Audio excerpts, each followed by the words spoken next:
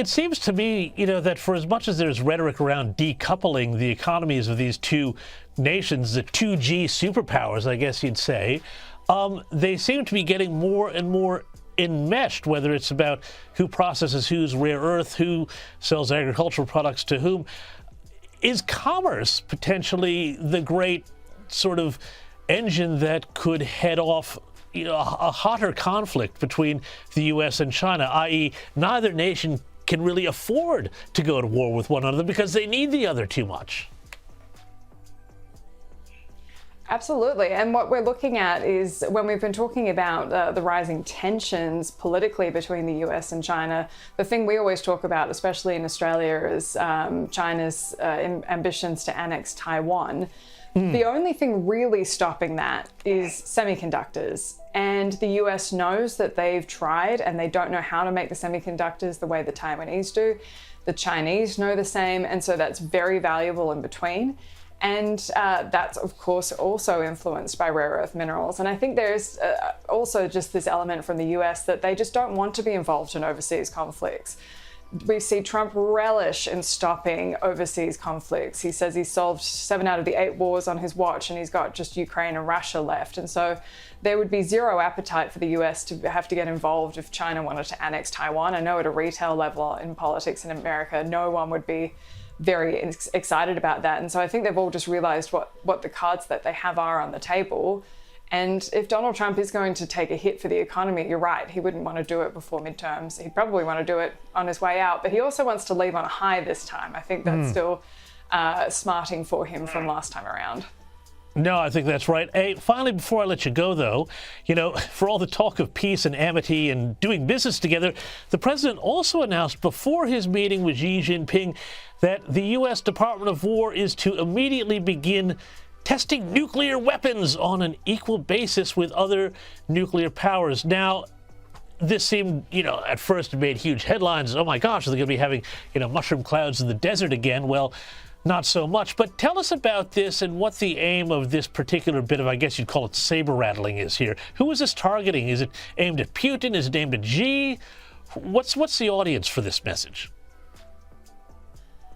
Well, it did seem to come right after the Russians announced that they'd conducted their own tests. They've developed nuclear missiles that can go underwater to target coastal towns. I tell you, where we are in Washington, D.C. isn't all that far away from the coast if we're going to start talking about nukes.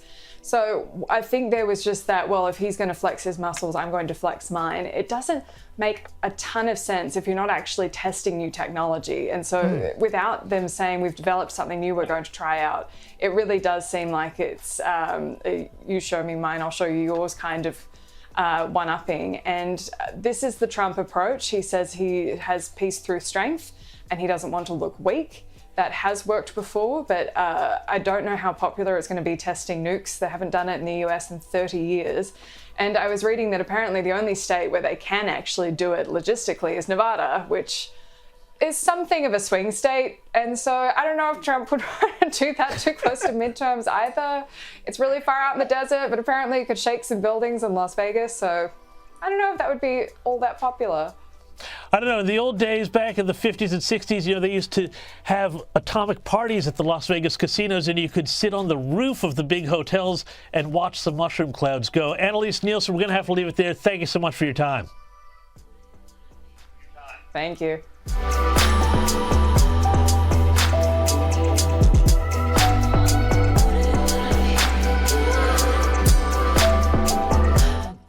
To Ukraine, General, Russia is boasting now that it has virtually captured the critical city of Prokofsk in eastern Ukraine. It's reportedly sent a huge army, 100,000 men to grab it.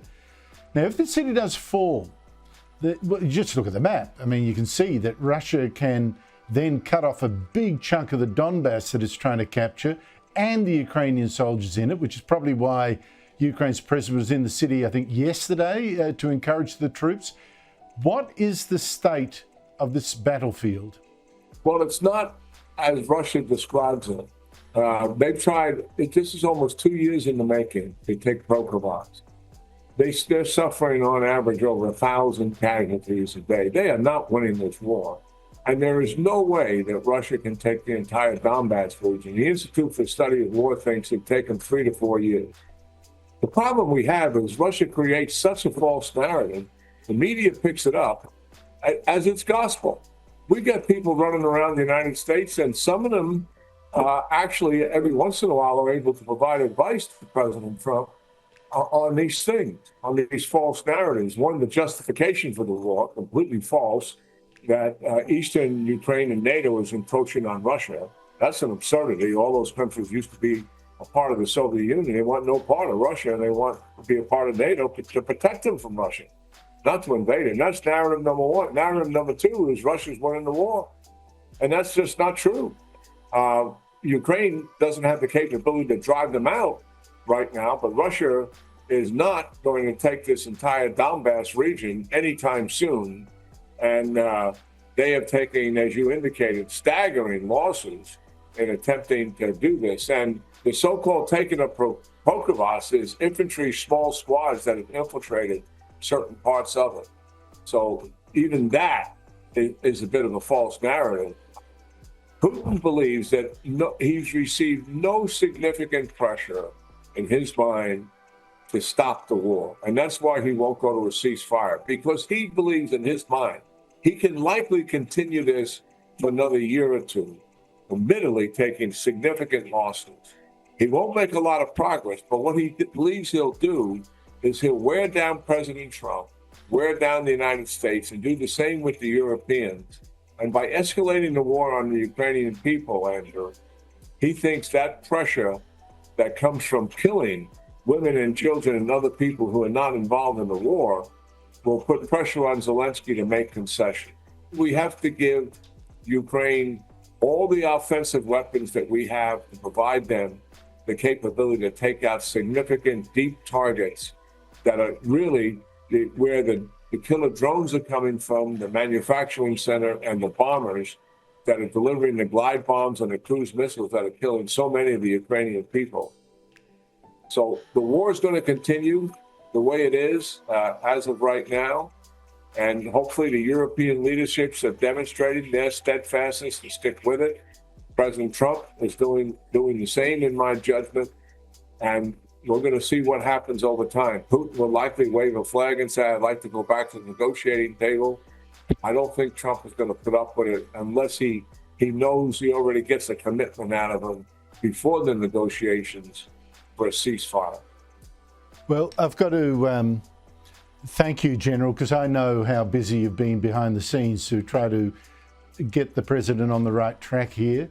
You're being diplomatic about it, but I really appreciate it. And I can see he's essentially done a 180-degree turn from attacking Ukraine and demanding its surrender to giving it intelligence for these long-range strikes on oil facilities in Russia that have been so damaging.